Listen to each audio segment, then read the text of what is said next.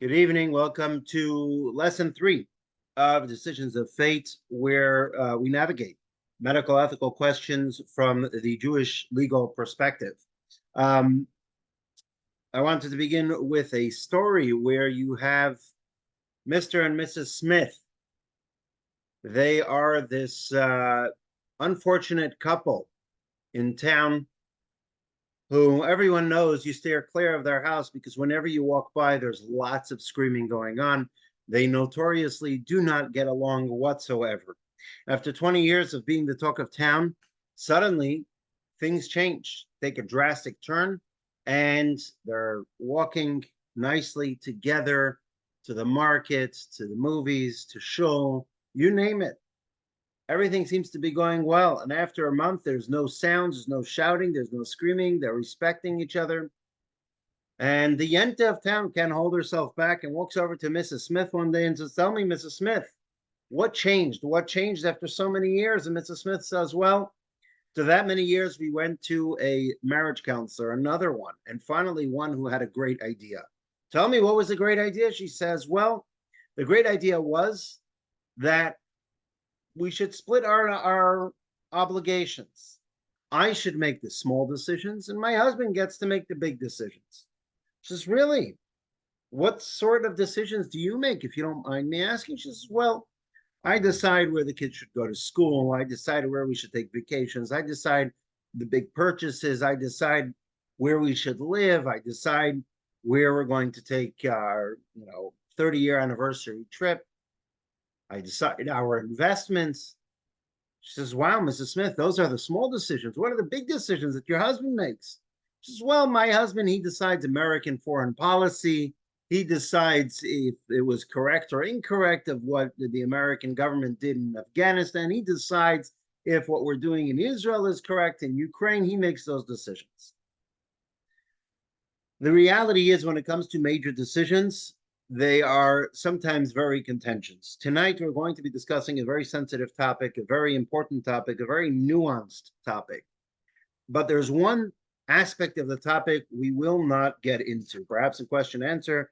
I may be able to shed some light, perhaps, but really, we're not going to be discussing public policy regarding abortion, because that enters a whole different arena of secular law, of government. What is the Jewish perspective on that, and how much government and secular law should be affected by Judaism, and so on and so forth. We're not going to be discussing public policy. What we will be discussing is a Jewish perspective on abortion. And it's a very nuanced topic. It's a very sensitive topic. And I want to make a disclaimer. We're not judging anybody. We're not saying anyone is completely right or completely wrong. And if we all perhaps know family members or friends or people who went through or perhaps are going through these daunting life and death questions, and we're not here to judge. And we're not here to judge past, present, or future. We're here to present the way Jewish law analyzes the question of abortion, the way Jewish law analyzes and presents the status of the fetus, and the way Jewish law presents on how we go about making these decisions. That's what we will be focusing on. And we'll be starting with presenting a case. It's a fictional presentation, but a story which perhaps presents itself time and again, and that will be the case study upon which we will build today's class. So bear with me as I pull up the case study on the screen.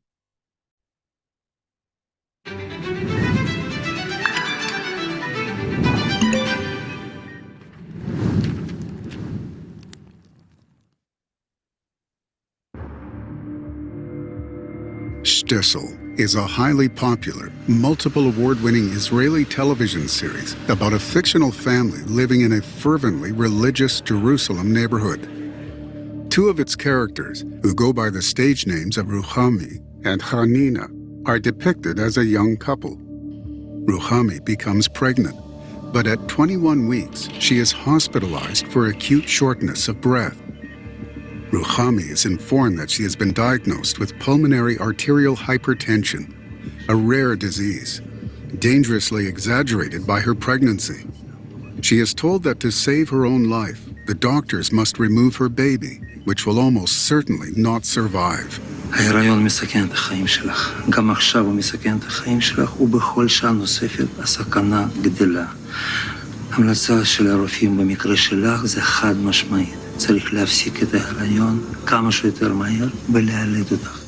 But Ruchami would rather take her chances. אני לא מוכנה. זאת הדרך היחידה להבטיח לך שתישארי בחיים. לא, ממש לא. אני לא מוכנה, אני רוצה לחזור הביתה ולהמשיך. Anina does not want to lose his wife. Her life should take precedence, but Ruchami insists on choosing otherwise. Anina reaches for his cell phone. אנחנו רוצים להתייעץ עם הרב שלנו.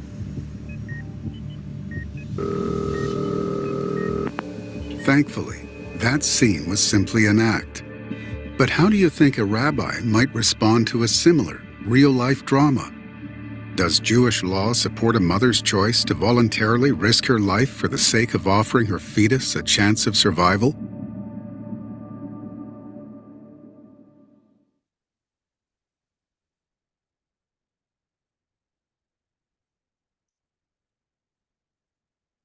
So it's an unfortunate situation. It's one that happens, and that's why it's portrayed here in this presentation. And it raises lots of issues. We're not going to get into the details of the episode, which I haven't watched, although I've read a little bit about it. And it raises some other questions, some psychological questions, of course, emotional questions, legal questions, sociological questions. But the topic of discussion today will be analyzing such a story where the mother's life is definitely at risk, right? In this case, the way it's portrayed is the mother wants to risk her own life, where the doctor is telling her that it is, I don't know, say it's a 50, say it's a 60, 75% chance that the mother will not make it if she carries through with the pregnancy. In such a case, is a mother permitted to risk her own life for saving the unborn child? Is there an obligation to abort? Or is abortion prohibited even in such a case? That's what we will be discussing today at great length. And tonight's lesson will be split really into two sections. The first one is we will analyze a fetus from a Jewish perspective, somewhat of a philosophical angle. And following that, we will go into the legal ramifications of that philosophical discussion. And finally, bring it towards getting back to this case study of what would be the Jewish legal perspective. So we'll begin in text 1 on page 98 with a very curious Talmudic passage that seems to explain the an insight into a Jewish philosophical view of the unborn child's status, the fetus's status. Let's have a look in text 1. A fetus inside its mother's womb resembles a folded writing tablet. Its two hands rest on its temples. Its two elbows rest on its knees. Its heels rest against its buttocks, and its head lies between its knees. Its mouth is closed and its navel is open. It eats what its mother eats, drinks what its mother drinks, and produces no excrement. A lamp burns above its head, and it sees from one end of the world to the other. The fetus is taught the entire Torah. However, as the fetus emerges into the world, an angel approaches and strikes its mouth, causing it to forget the entire Torah. The fetus does not emerge before it is made to take an oath. What is the content of the oath? Be righteous and not wicked. Now, analyzing this Talmudic passage, and it's important in general whenever analyzing any Talmudic passage which seems to move beyond the practical and go into the midrashic side of things, to understand that perhaps the first half or the first sentence, the first paragraph of this Talmudic passage can be literal, right? This is the understanding, and this is really the way the fetus is in the mother's womb. The second half is obviously metaphorical because a lamp burns above its head. No one believes that there is an actual literal fire in the mother's womb. So it's clearly metaphorical. When it comes to studying the entire Torah, there's no books of Torah in the mother's womb. And the oath, obviously, the fetus is not raising its right hand and taking an oath. So while the first half may be literal, the second half is definitely metaphorical. And as a matter of fact, there are certain commentaries on the Talmud that even explain the first half as an allegory. They explain the first half allegorically as well. Be that as it may, when we analyze this Talmudic passage, there are 3 points about the fetus that we will focus on. If you notice in the passage, it mentions, number 1, a lamp burns above the fetus's head, right? And the question is, what does that mean? Number 2, it's taught the entire Torah.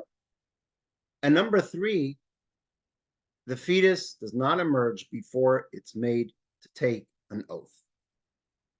What are the implications of these 3 statements regarding the fetus? The first one, a lamp burns above its head, is referencing the fact that the fetus has a unique soul that is associated with it. A lamp burns above its head. It indicates that the fetus already at this point has a unique soul that is associated with it. Number 2, the fetus is taught the entire Torah. What's the idea? The idea is just as the unborn child, to be successful in life, right? It has a gestational period where it gets all its strengths, its physical strengths, as it's growing through the mother's womb in the 9 months that it's in the mother's womb.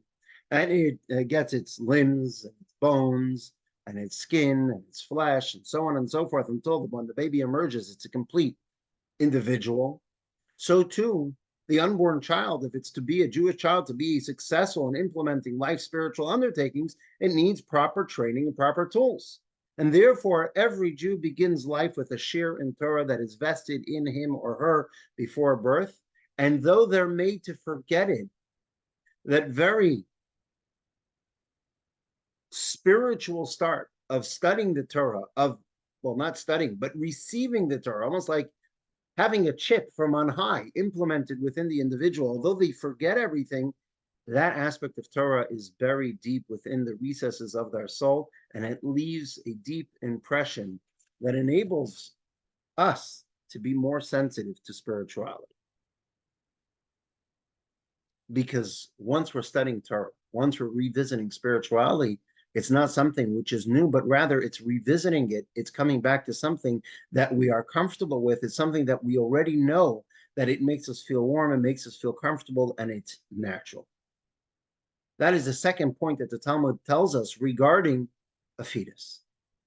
And the third point that the Torah tells us, that the Talmud tells us regarding the fetus, is that it takes an oath. What does that mean? The Hebrew word for oath is shavua, or in this form is mashbi'in. They make the child, the heavenly courts, the angels, whoever it may be, makes the child take an oath. In Hebrew, vowels are marks on the letters. That same word, mashbi'in, can also be read masbi'in, which means the soul is satiated with all tools. It's satiated with the know-how. It's satiated with the courage. It's satiated with the powers necessary to fulfill its mission here in this world.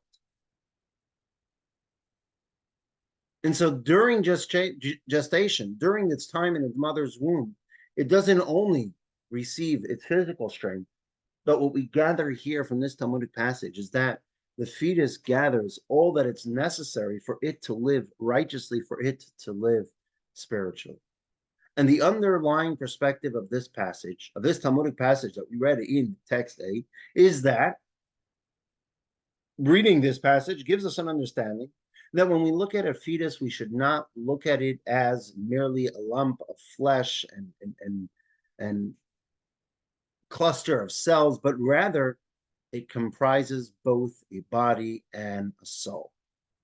Not only that, the Talmud leads us to believe that the fetus is actually preparing for an important mission in life, right? How do you know the importance of a mission? Perhaps one of the ways of knowing it is how it's being prepared for that mission. We see here the tremendous preparation which is given to the body and the soul, really in tandem for its great mission. How much effort is put into preparing the body and soul, how much God is investing to prepare the fetus for life, which obviously means that the fetus's future is very important.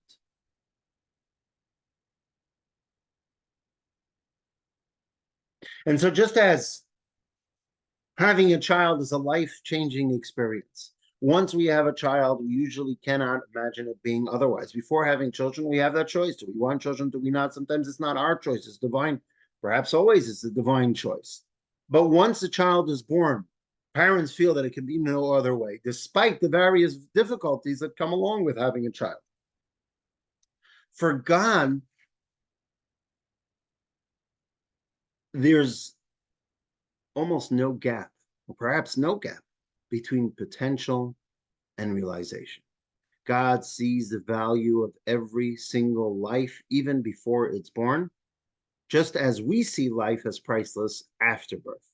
God sees how each person will contribute something unique to the world and thereby bring about the fulfillment in God's plan. And this is why God invests so much into every fetus, so that it can be prepared for the eventual launch into the real world for its mission in life. And therefore, analyzing from this philosophical perspective would tell us that aborting a fetus is really not a simple matter. But at the same time, we can analyze this Talmudic passage perhaps from a different angle.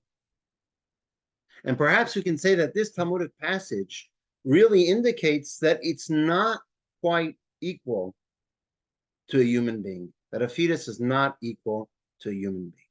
And where is that? A lamp burns above its head. It doesn't say a lamp burns within it, which would be allegorically talking about a body that has a soul within it as a living human being. Rather, it says a lamp burns above its head, implying that the body are soul. And soul, yes, it has a unique soul, but the soul is separate from the body. It isn't a human being yet.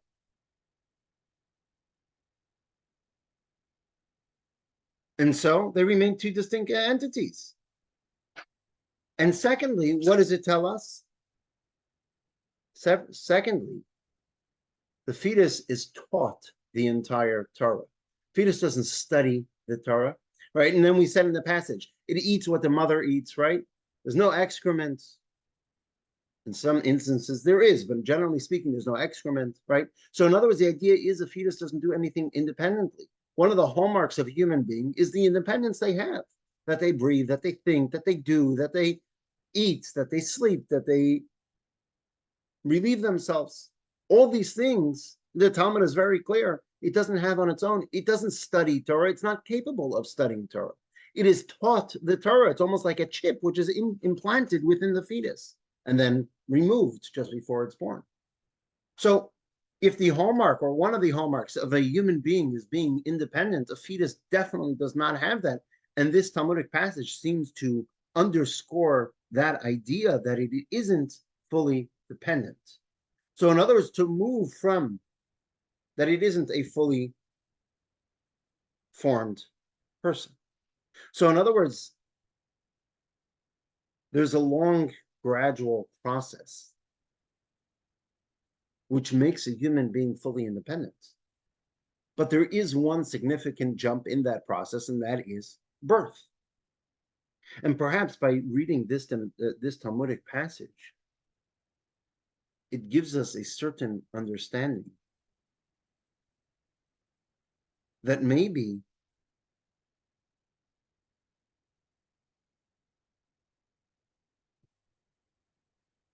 a fetus isn't, with all its qualities that it does have, that it already has a unique soul, that it already has, it's taught the entire Torah. We see the amount of investment God puts within this child, but nonetheless, it's missing those crucial points, which is it's not a body with a soul within it, and it's not an independent individual. And as such, when we have these two perhaps opposing philosophical views, or not opposing, but one tempering the other one, it gives us an understanding that perhaps it's not so clear. And there's some philosophical tension which really spills over into the halachic perspective when discussing abortion within Jewish law.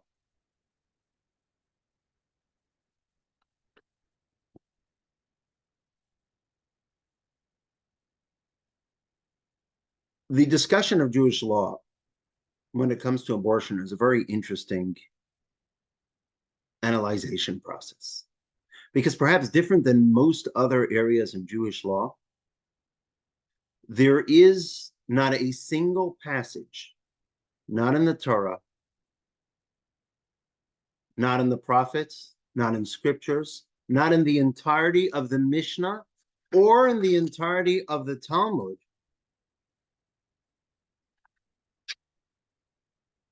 which discuss voluntary abortion pertaining to Jews. Not a single passage. The only times it is discussed, abortion is discussed in the Torah, in the Talmud, in the Mishnah, is in life-threatening situations. And perhaps some way that we may be able to analyze that is because of the orientation of Jewish tradition, which places such great emphasis on the mitzvah, on the value of procreation, which made a voluntary abortion an action which was simply unthinkable. And therefore, the only time abortion is discussed is almost in a case where it was unavoidable, it was emergency, it was a forced abortion, as we shall see, but not something which was a voluntary action. And you'll see what I mean when we start analyzing the text for early abortion within the Torah. Let's have a look at text 2, which is perhaps the first time abortion is mentioned. It's mentioned in the Torah in the book of Exodus. Text 2 on page 100. If men are embroiled in an altercation and a blow lands on a pregnant woman and her fetuses emerge and there is no tragedy,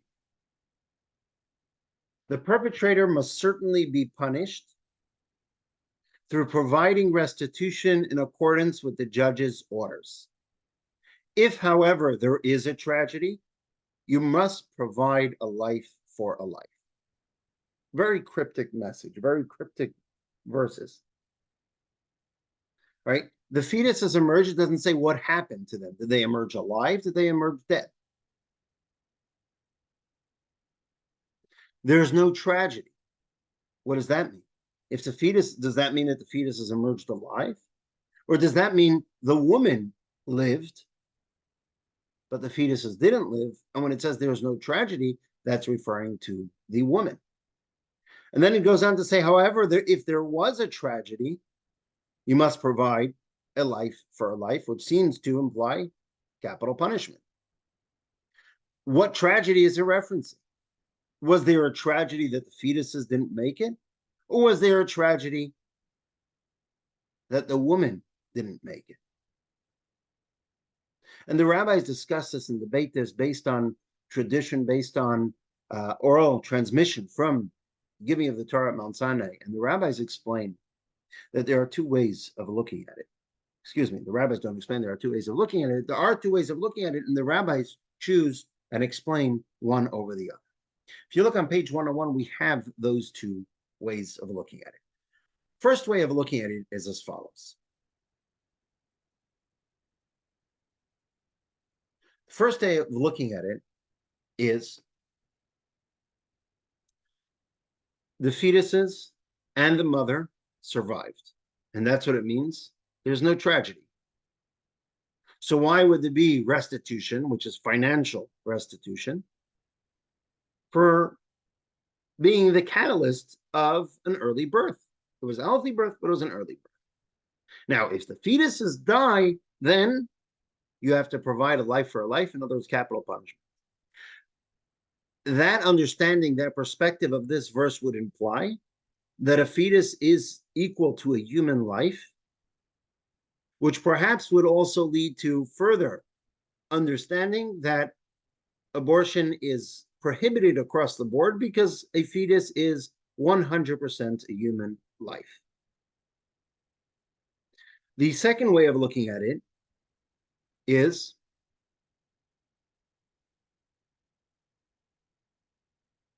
there was no tragedy is referring to the mother. The fetuses, unfortunately, did not make it. They died. And therefore, the perpetrator has to provide restitution, financial restitution, for causing the death of the fetuses. However, if the mother died, then the individual receives the death penalty for killing a person, which would be perhaps a softer stance on abortion. A fetus isn't equal to a human life. A fetus isn't exactly like the mother's life. And therefore, although tragic, although punishable with restitution, it is not warranting, it doesn't warrant capital punishment. The same way, if the mother was killed, it would get capital punishment. And Jewish tradition understands it as option B, that the fetus is not a human life. And as such, if the fetuses were lost, the attacker would not be liable for the death penalty. However, if the mother's life was lost, then the attacker would be liable for the death penalty. And so what do we see from here? From the verse, the way the Talmud explains it, is that in Judaism, a fetus is not equal to a human life. And therefore, one is not liable to receive the death penalty for causing an abortion. However, right, to Jews, three opinions. It's not so simple, not so straightforward. From this verse, pretty straightforward. On the other hand, the fetus is not to be regarded like. Let's have a look in the Talmud. The Talmud presents a case. Perhaps you're somewhat familiar with the concept of transgressing laws of Shabbos to save a life. It's come up in last week's class, came up in the first lesson. It comes up in any lesson talking about Jewish law. In many cases, it's going to come up, transgressing a law to save a life. So let's have a look in text 3. It says the Talmud as follows. If on Shabbos, a woman is sitting on a birth stool, dies, before she was able to deliver her child, they should fetch a knife and cut open her womb to extract the child. The Talmud objects, but that statement is obvious. There's no prohibition against cutting flesh on Shabbos. Rava responded, the statement is necessary to permit the fetching of the knife by way of a public thoroughfare, which is prohibited on Shabbos. Let's analyze this story, right? Perhaps he would say it would be I think the technical term, the medical term is a postmortem cesarean section, right? A C-section. Right, here's a woman, pregnant woman, who died on the birthing bed. Now it's Shabbos. Shabbos, there's a biblical prohibition against carrying in a public domain. Says the Talmud that to save the fetus, the unborn child, we're allowed to transgress the laws of Shabbos, to go get a knife, to perform the surgery, the C-section surgery, to save the child. Which tells us that the same fetus that the Torah and Talmud tell us that is not equal to a complete human being, nonetheless, to a degree, it is equal to a human being, and one may transgress the Shabbos to save the life of the fetus. So we see here that there is a halachic mandate to promote and protect the life of a fetus as if it was a human being. And therefore, recognizing the sanctity of the fetus, Jewish law is highly protective of pregnancy, and as a rule, forbids abortion.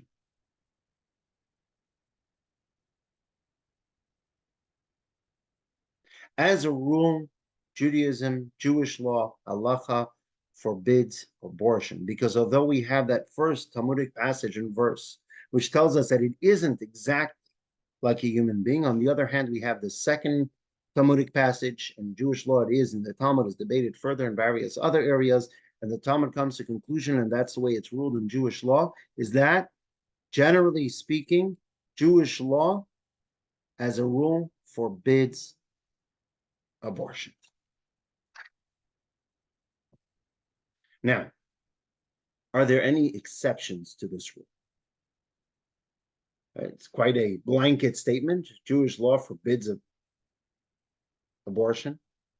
And perhaps even we have a question from the earlier story from the book of Exodus, where the woman lost her children. And we say that if there was no tragedy, in other words, if the fetuses were lost, but the woman was not, then the attacker is not liable for capital punishment. So we see that perhaps the a fetus has a lesser status than a human being. So are there any exceptions to this rule?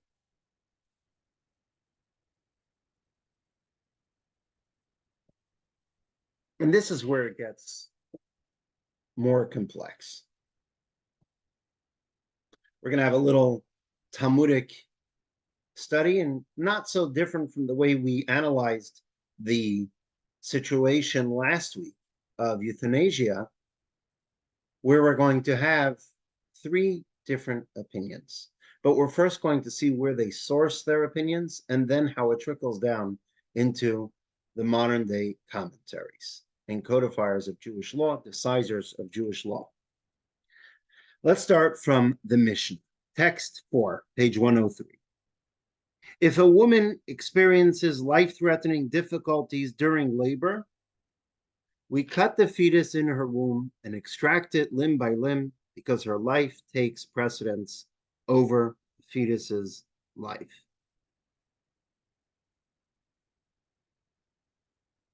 There was a discussion why the Mishnah employs such gruesome detail and why it presents it the way it does. Some commentaries explain because the Talmud wants us to know that although it may be considered something which is tragically brutal and understand the gravity of it, nonetheless, to save the mother's life, not only is it permitted, but it's an obligation. And we'll get to it. Is an obligation, is it permitted, etc. We'll get to that momentarily. But let's analyze this text for a moment. What does the Mishnah say? The woman, right, is giving birth, right? Perhaps labor started already, or maybe even if not, preterm labor, right? And the mother is experiencing life-threatening difficulties during labor. The Talmud here, in no uncertain terms, tells us that we go ahead with an abortion. Why? Because the mother's life takes precedence over the fetus's life. Now, here's a key. It calls it the fetus's life. Now let's go to text 5.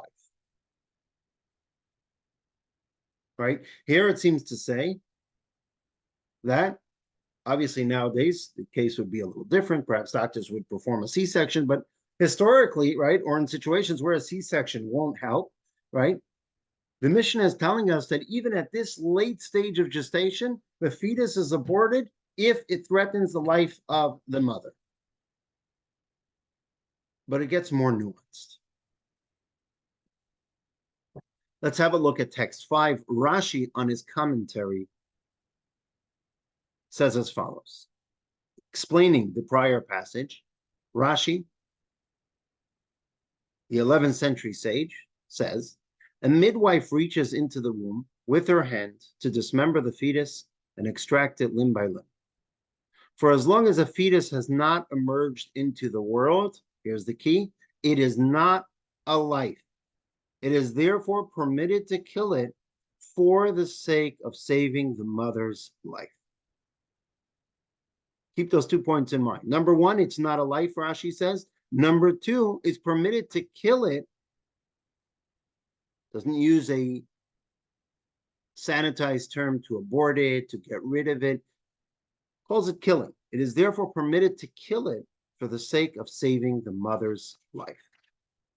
But let's have a look at text 6. Maimonides, famous codifier of Jewish law. What does Maimonides say about this law? How does he codify Jewish law, this law, into Jewish law? He says as follows, text 6 on page 105. We are commanded to not take pity on the life of a rodef, a murderous pursuer, if that is necessary to rescue the intended victim. On this basis, our sages ruled that if a woman experiences life-threatening complications during labor, it is permitted to abort the fetus in her womb with drugs or with an instrument. For the fetus is considered a form of rodef, a murderous pursuer against its mother.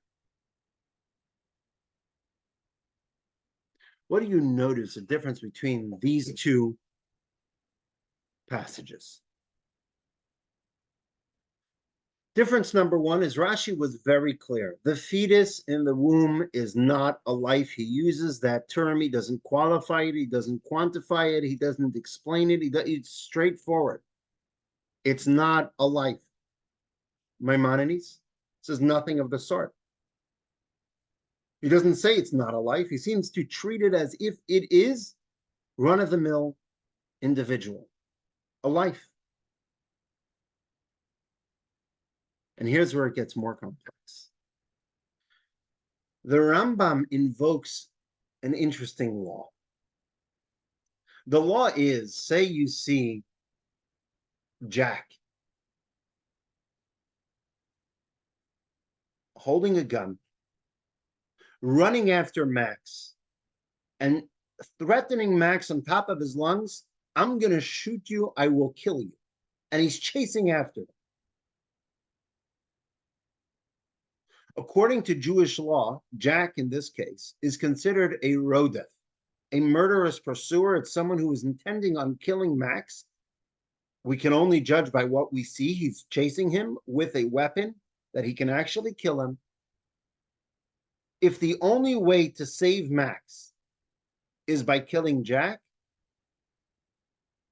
we have an obligation to kill Jack. Because right now what matters is the life of the victim. So it's not so much, the principle of rodef is not that it's punishment for the murderous pursuer, but rather it's what we can do as a last resort to save the victim. The focus here is on the victim, not on the pursuer. If the only way to save the victim is by killing the pursuer, the bystanders have to kill the pursuer to save the victim. Rambam applies this law to this case. Rambam says the fetus, right? What's the story of the pursuer and the victim? The pursuer and the victim are two people. Rambam says, seems to imply these are two people. There's the pursuer, in this case, it is the fetus. And there's the victim, in this case, it's the mother. And the pursuer is chasing the victim. If the mother were to be given birth naturally to this child, there is a high probability that this child will kill the mother. The mother will, God forbid, die by giving birth. And as such, the fetus takes on the status of a murderous pursuer, and we have to do everything we can to save the victim, in this case, the mother. So abortion is performed. According to Rashi, Rashi doesn't mention anything about a rodef, which leads us to understand that there was an underlying cause for these differences. Rashi is saying that a fetus has no actual life status. It's a sacred entity. It should be cherished because of its potential, which is why, even according to Rashi's opinion, abortion is, as a rule, forbidden, and we must do everything to save a fetus, like in the case of transgressing Shabbos. But it does not have any life status, and therefore, if the mother's life is in danger, there's no question that we have to terminate the pregnancy. It's not even a question, according to Rashi. The law is that we have to do everything to save a life. We all know this, right? We have to do anything we can to save a life, as long as it doesn't transgress the three cardinal sins of murder, idolatry, or certain illicit sexual relationships. Right? Those are the three cardinal sins that even facing death, a Jew is not allowed to transgress. Says Rashi, there's none of these three cardinal sins by performing an abortion, because the abortion is not murder, according to Rashi. And if it's not murder, the mother's life's at stake, no problem, go ahead, perform the abortion. He doesn't have to get into the concept of a murderous pursuer. Rambam, on the other hand, Maimonides, on the other hand, has to get into that, because according to Maimonides, a fetus is a life. A fetus in utero is granted some form of life status. He acknowledges that a fetus is not a full life, which is why, back to that case from Exodus, if someone kills a fetus, there's no death penalty, right? So it's not a full life, but he maintains that a fetus does have a certain measure of human life. And therefore, according to Maimonides, Maimonides would call abortion a form of murder. And as such, Maimonides has to employ this law of rodef, which is, it's two people. One's chasing the other. The fetus is chasing the mother. We got to do everything in our power to save the mother.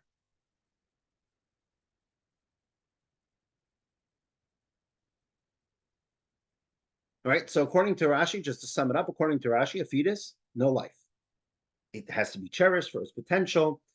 Generally, abortion is forbidden, but it's not a life, and therefore, no reason not to abort if it's threatening the mother's life. According to Rambam, no. It doesn't matter if it's threatening the mother's life. We're not allowed to abort because fetus is a life. Therefore, we have to employ this unique law of rodef, the unique law of a murderous pursuer, in order to grant the permission for an abortion in this case.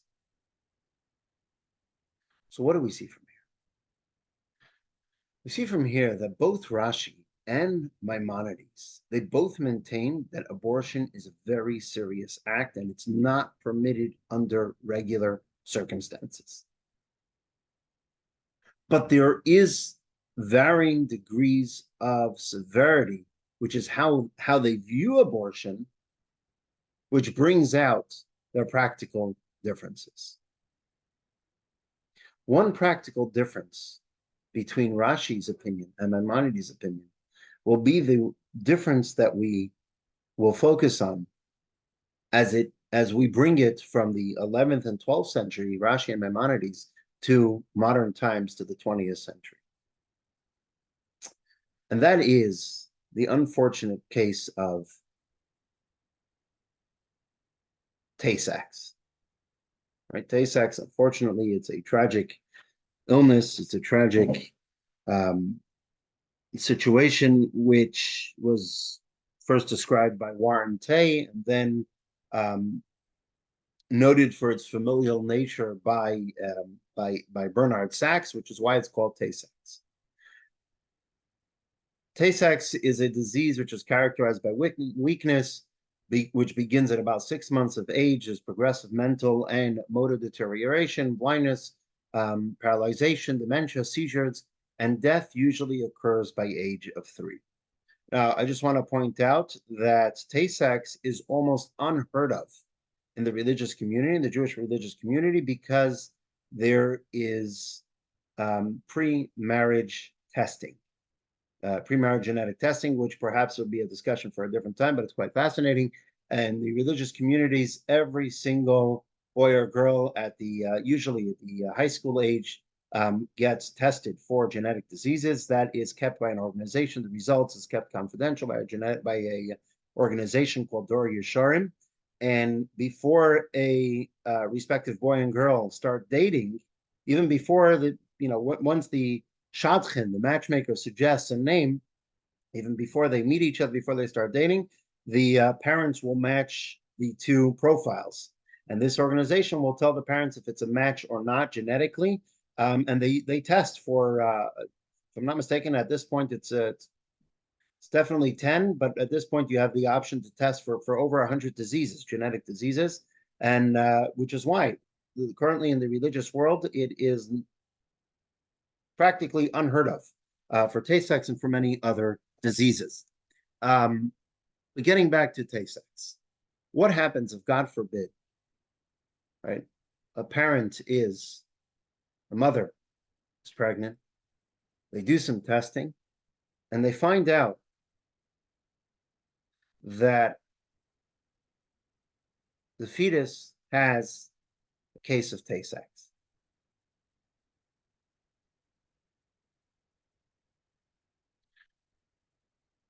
So now let's analyze it from Maimonides and Rashi's perspective, right? Here's a fetus.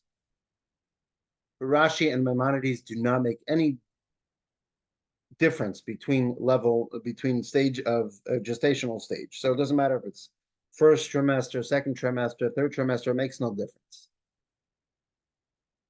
Right? Both cases, Rashi and Maimonides are both talking about during labor. Right? So they make absolutely no difference. According to Maimonides, in a case where tragically a mother finds out that her child has been diagnosed with Tay-Sachs, or fetus has been diagnosed with Tay-Sachs, according to Maimonides, there would be absolutely no justification for terminating the pregnancy, even in such a tragic case. Right? Because according to Maimonides, a fetus is a life, fetus is a person. And as long as the fetus isn't threatening the life of the mother, there is no justification for terminating the pregnancy.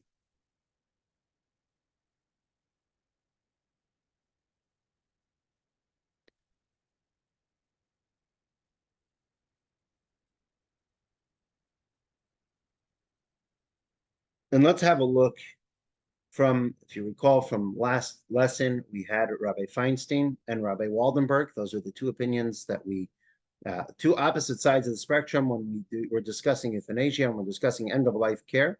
So we have those two opposite sides of the spectrum, but interestingly enough, they take the opposing view.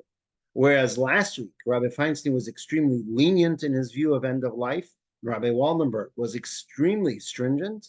This week, they take the opposite sides of the coin, where Rabbi Feinstein is extremely stringent and Rabbi Waldenberg is extremely lenient, which is just as a sidebar, an important point where we see that the rabbis are not taking a preconceived, pro-life or pro-choice, perspective, but rather they're taking the facts that they have on hand from the Talmud, from the Torah, they're analyzing it and following their line of thought where it takes them, regardless of what they hold in other similar, perhaps social issues or medical issues. Here we see him when it comes to end-of-life issues. Rabbi Feinstein is extremely lenient when it comes to abortion. Rabbi Feinstein is extremely stringent, and Rabbi Waldenberg, where it comes to end-of-life, he's extremely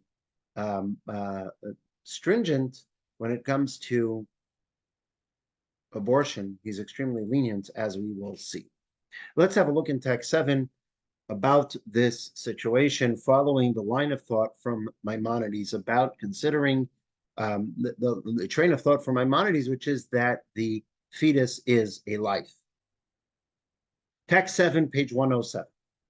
Abortion is forbidden as an act of murder.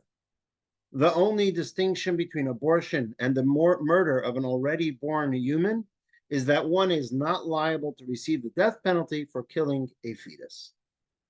The only instance in which abortion can be permitted is when it is necessary in order to save the life of the fetus's mother.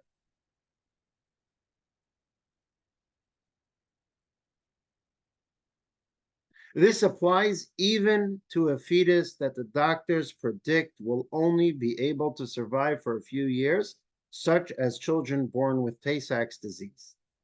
Even if the diagnostic tests that have recently been developed determine that the child will be born with this disease, it is forbidden to abort. Although this will cause great pain to the parents, nevertheless, since the mother's life is not endangered by the fetus, abortion cannot be permitted. We must acknowledge that God is directly in charge of all events, and we need to accept everything he does with love. In other words, Rabbi Feinstein is saying that abortion is tantamount to murder. And therefore, there's no room for leniency for the tragic case of Tay-Sachs. Just as if, God forbid, a child is born with Tay-Sachs, we don't say we're permitted to murder that child. So too, a child in utero, we're not allowed to kill the child. He takes the hardline opinion of Maimonides, which is, unless the fetus is threatening the mother's life, the fetus cannot be aborted. It's tragic. It's unthinkable. And that's why, because we're unable to do anything in this sad situation, Rabbi Feinstein emphasizes that we need to remember that ultimately God's in charge, and this is a divine decree that one needs to accept despite the great difficulty. Rabbi Feinstein's prohibitive opinion is a result of him looking at Maimonides' opinion, which is abortion is equivalent to murder. However, according to Rashi, abortion is not murder. The fetus is only considered a life in potential. It's not an actual life. And therefore, according to this view, there is room to take certain circumstances into account and allow a pregnancy to be terminated. And therefore, for some parents, it may very well be that there is a great need to avoid having a child that will live a short-term life of terrible illness and terrible suffering. The emotional and psychological burden on the parents may be too great to bear. And therefore, as a result, Rabbi Waldenberg, on the other side of the spectrum, agrees with Rashi's position that although, as a rule, abortion is forbidden, it is not murder. And therefore, Rabbi Waldenberg ruled that one can abort a child with Tay-Sachs if the parents desire this. One can abort a fetus with Tay-Sachs if the parents want it.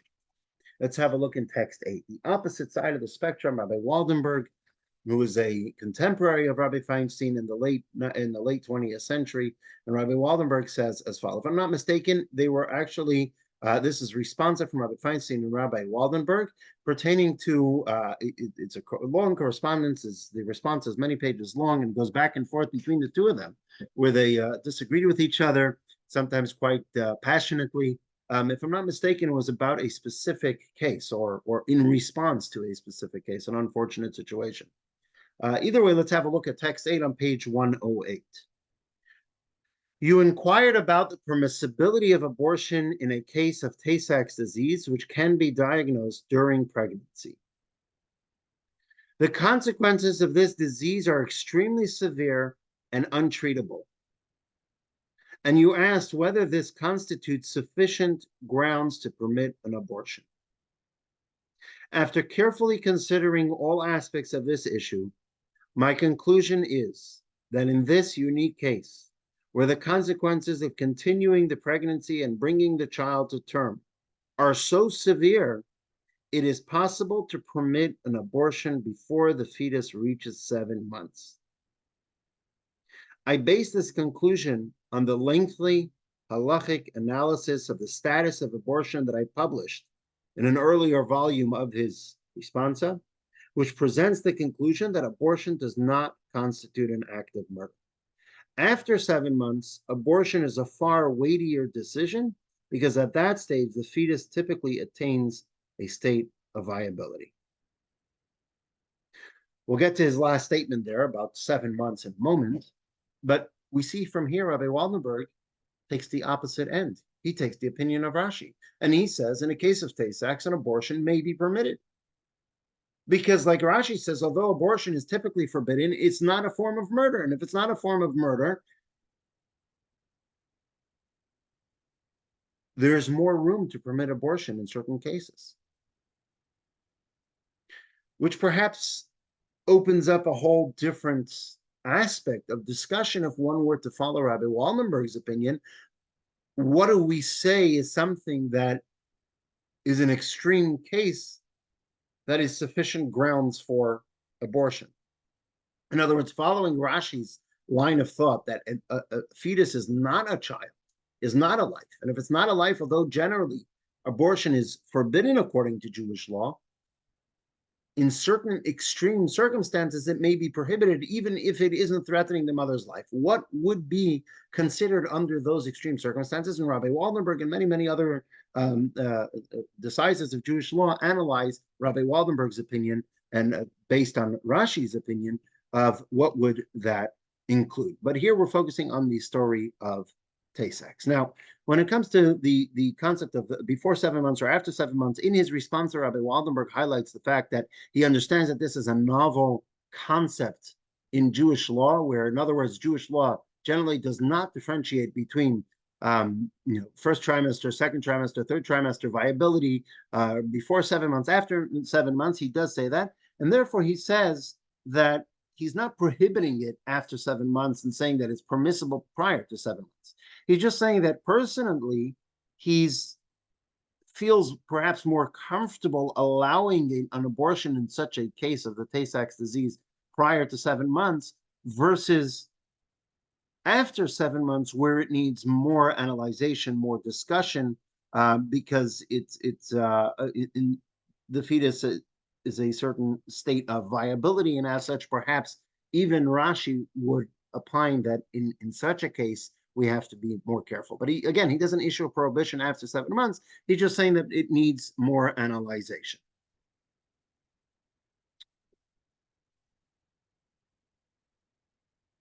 These are the two sides of the argument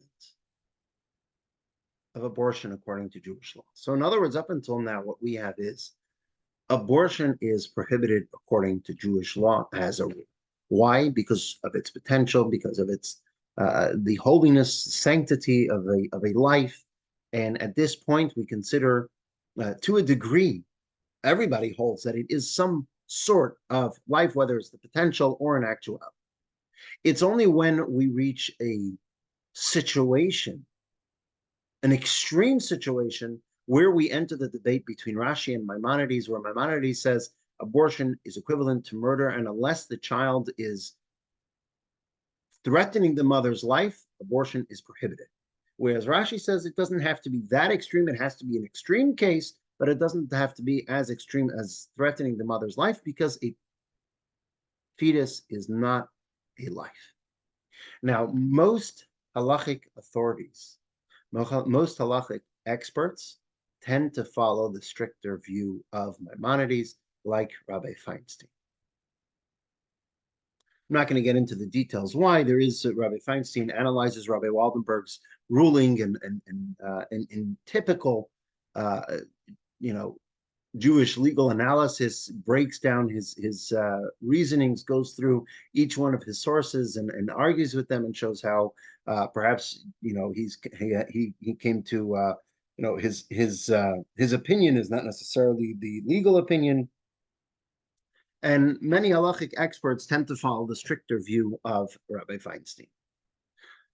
But it's important to note, as we noted last week, that every single specific case needs to be brought individually to an expert rabbi who's fluent in these laws, who will carefully weigh the unique circumstances of each case. There isn't a blanket opinion.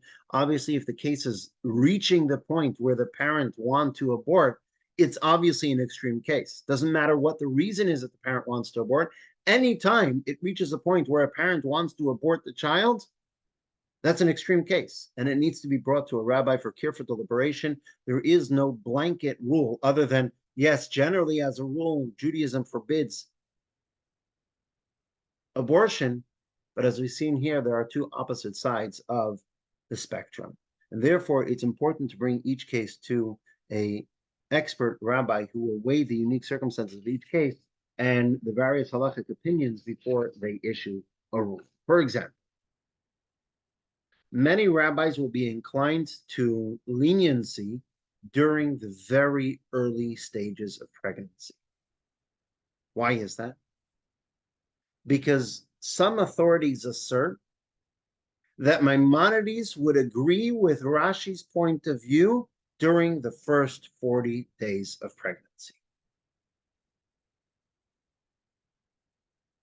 In other words, yes, generally speaking, we don't differentiate between the first, second, or third trimester, and we're not analyzing, barring that single instance where Rabbi Waldenberg mentions the idea of viability after 7 months. Generally speaking, we don't differentiate. Yet we do find a differentiation between the first 40 days and the subsequent months of pregnancy. And where do we see that? We see that in text 9. And I'll give a little introduction before we get into the text. The law is, and when it comes to certain types of food called teruma, food which was consecrated for the priesthood, for the priests, for the Kohanim to consume, only the priests were permitted to eat that food. During temple times, we're not going to get into the details, but the gist of it is that only priests were permitted to eat this food. Who is considered a priest? Right? Anyone who is an actual priest, their children, their spouses, was permitted to eat this food. But say a priest had a daughter, right? And she goes ahead and she marries a non-Kohen, a non-Levite, a non-Kohen. She marries a regular run-of-the-mill Israelite like you and me, right? According to Jewish law, she now has to follow the laws like an Israelite, and she's now prohibited from eating the teruma because it's only for the priesthood, and lineage follows the father of the house. And once she gets married, her lineage, her category is now changed from being a priest to being an Israelite. And as such, she's prohibited from eating that food. The Torah also says that if a woman has a child and the child is an Israelite, then even if she gets divorced or becomes a widow, right? So she's no longer married to the Israelite, but because she has Israelite offspring, she's still prohibited from eating the teruma. Whereas if she divorced or became she became a widow or divorced her Israelite husband, she has no offspring, she's now reverts back to being a Kohen or a Kohenes in the feminine term, and she is permitted to eat that food, right? So if she's married, she's prohibited. If she's not married, she is permitted. If she has non-Kohen offspring, she's still prohibited even if she's not married. The Talmud presents a case if what happens where immediately following the consummation of marriage, this woman and her husband, that night, the night of their wedding, he passes. He dies. Heart attack, stroke, whatever it was, he dies. In this instance, is she permitted to eat the teruma the next morning? Let's have a look in text 9. If a daughter of a Kohen married a non-Kohen and he died on the wedding night, she may immerse in the mikveh and eat teruma that evening. Why are we not concerned that she may be pregnant? Rav Chisda said she may eat teruma until 40 days from her marriage, because if she is not pregnant, there is no disqualifying factor. And if she is pregnant, until 40 days have elapsed, the embryo is mere fluid. And this is the key for tonight's discussion. The Talmud says that even if she were to be pregnant, right, it's the night of her marriage. Her husband, her non-Kohen husband died, freak accident, whatever it was. So she's not married to a non-Kohen. She reverts back to her Kohen status. But hey, she may be pregnant from this first night. Doesn't matter. The first 40 days, even if she is pregnant, the embryo is considered mere fluid.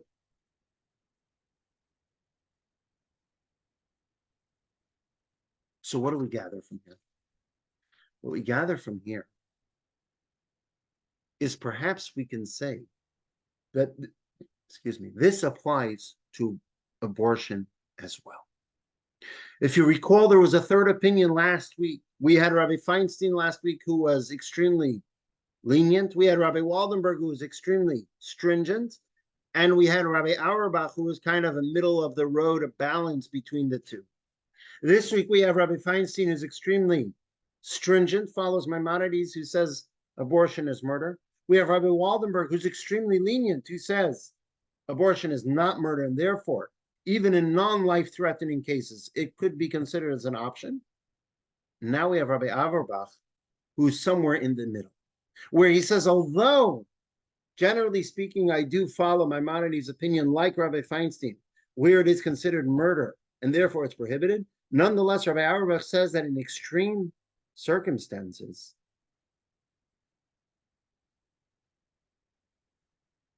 an embryo can be considered mere fluid during the first 40 days. And therefore, if during the first 40 days there's a test done, and there is such a test, it's called a CVS, it's not usually done prior to 10 weeks gestation, and I'm not going to get into those details if it is done, if it isn't done, but that argument aside, theoretically, if CVS, which is the test that's done for Tay-Sachs, if CVS was done within 40 days,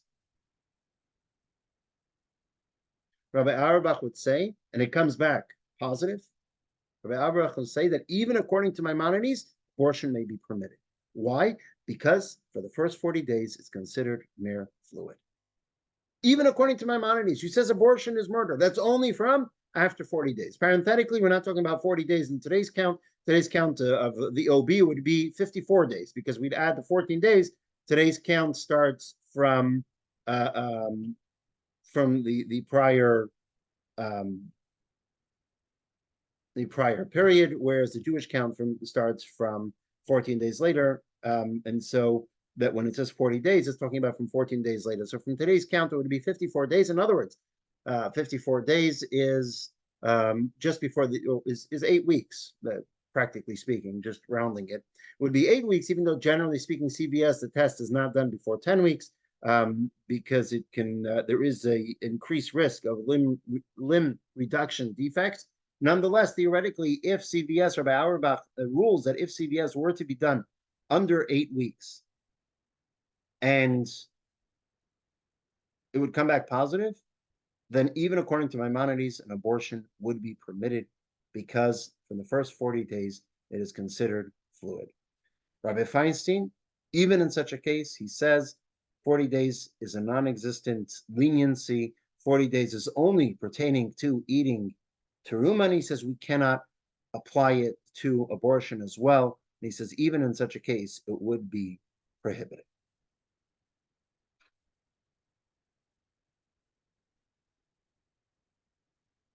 Obviously, right, there's many, many more variables, many, many more scenarios, many more situations that are debated infinitely within Talmudic responsa based on these principles. But what we discussed tonight is just that. It's the basic principles. We saw where it began from, that early Talmudic passage, which gives us an understanding on the importance that Judaism places on the fetus, the light. It has a soul. It's taught Torah, etc. And we saw the early sources for prohibiting an abortion, which is where we got the ruling that, as a rule, Jewish law prohibits abortions. And we saw how it trickles down through Maimonides and Rashi up until Rabbi Feinstein and Rabbi Waldenberg, where they take the two extreme opinions, one following Maimonides that abortion is murder, and the other following Rashi that although abortion is prohibited as a rule in certain extreme circumstances, it may be permitted because the fetus is not a life. It has to be treated as such. It has to be transgress Shabbos for it, but it isn't a de facto life. It isn't a standard run-of-the-mill life, and therefore there is perhaps more wiggle room. So if we get back to the case study, right, where continuing the pregnancy in that situation was a risk to the life of the mother, and in that case, right, she wanted to run that risk. The question is, now perhaps we look at it from a different angle. The question is, in this case, right, in this mother, her name is Ruchami. It's a fictional case, but it has real world parallels, right? So in this case, Ruchami, the doctor is telling her there's a clear and direct danger to her life if she brings the child to term.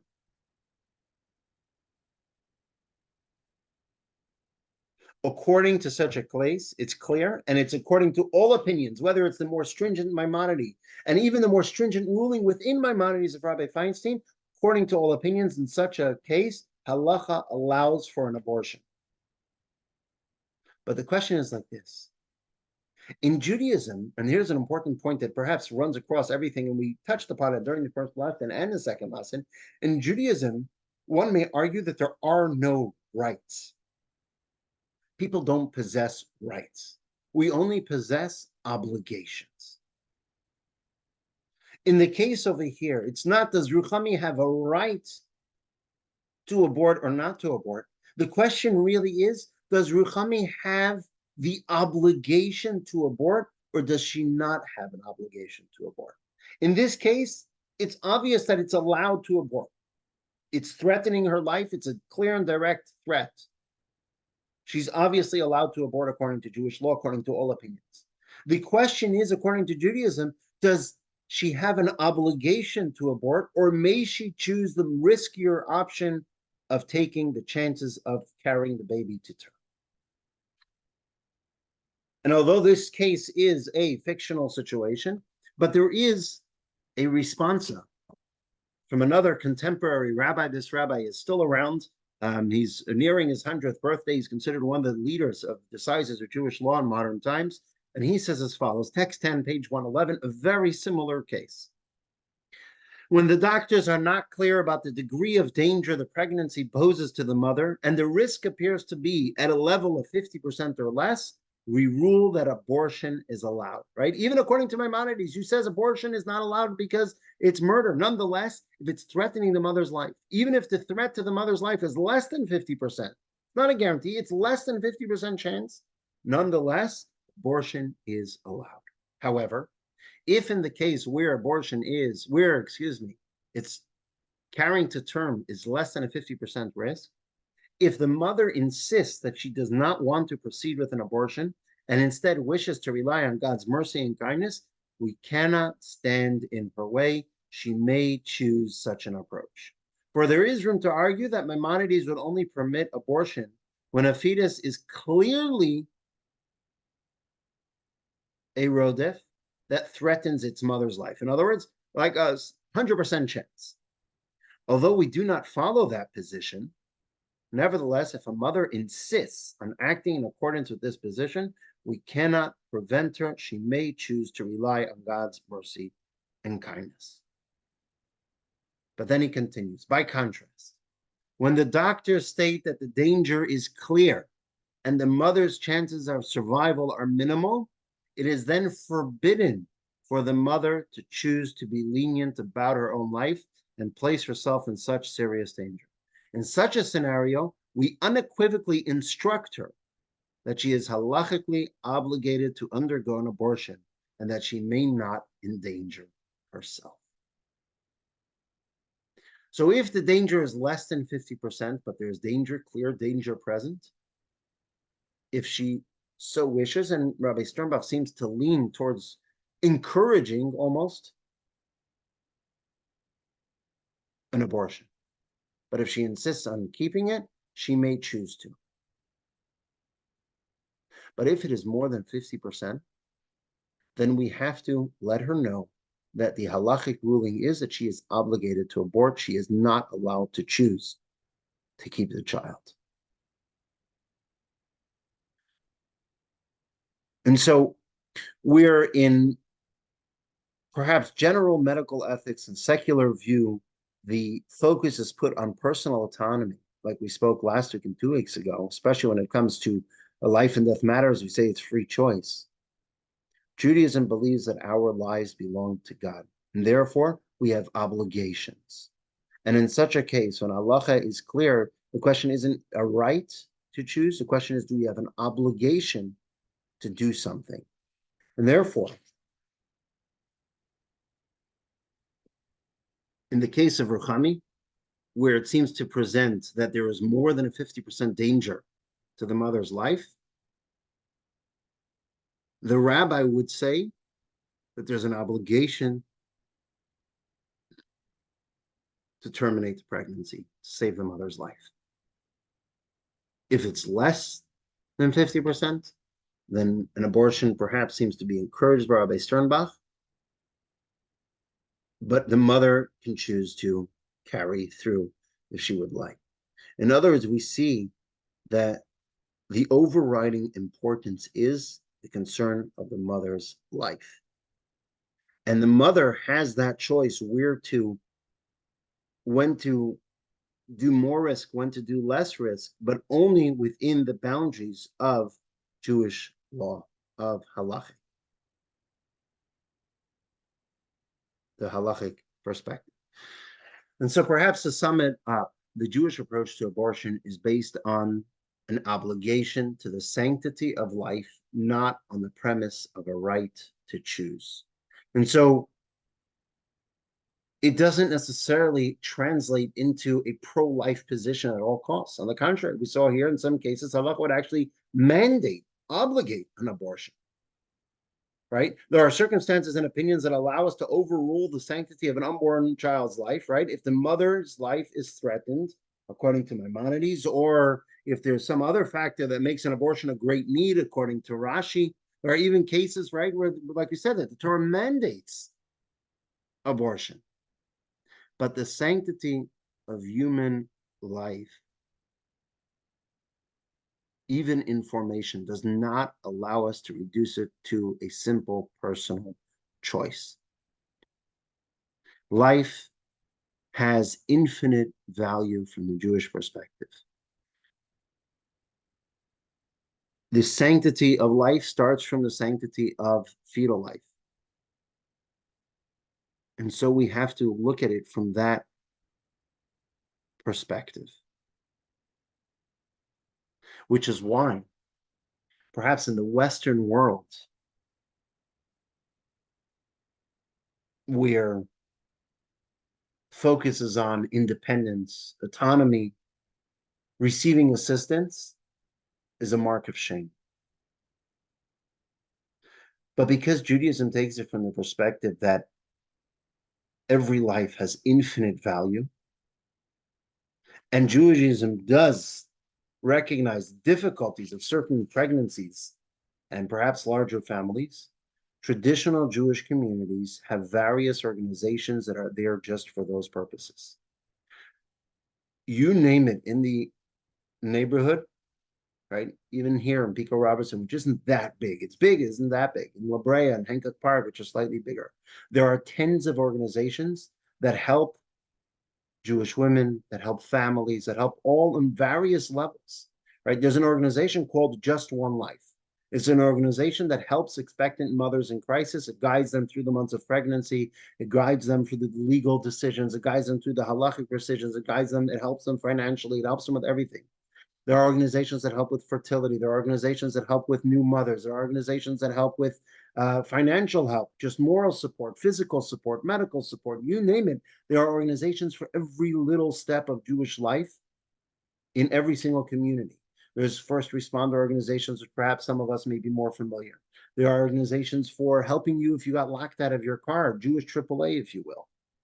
And trust me, their response time is a lot quicker. It's usually within 60 seconds. There's the Jewish, various organizations in every single Jewish community around the world. And it's been like that for centuries upon centuries, because Jewish tradition places infinite value on preserving life, and that's what takes precedence over everything else. And so the entire community is there to support it. The entire community is there to help it. The entire community is there to recognize the sanctity of Jewish life, to recognize the importance of every single Jewish life.